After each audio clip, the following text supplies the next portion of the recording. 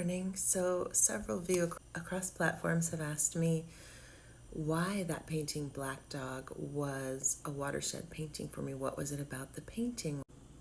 So this is the painting we're talking about. It was a really large painting, and I had started it and then got stuck. There were parts of her face that were in a very high contrast lighting where you could see really bright parts of her face in the light and other parts in really stark shadow. And it wasn't a beautiful arrangement of light to me, and I just didn't want to paint it. Also, her hand, I didn't feel like going into it. There was just a lot of detail I didn't want to do. So I ended up setting it to the wall, turning it around and putting it against the wall for 6 months.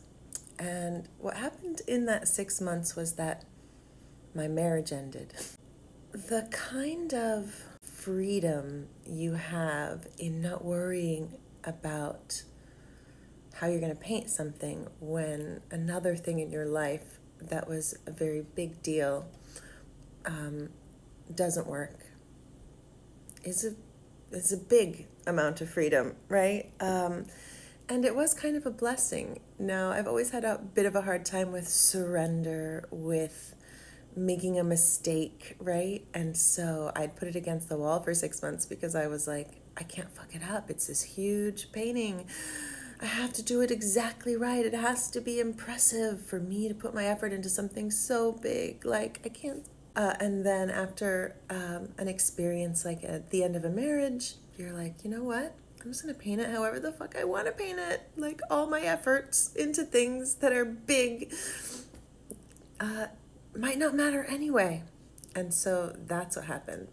So these days, I allow myself to make mistakes more easily and more intentionally, and you know what I mean? Like, take chances.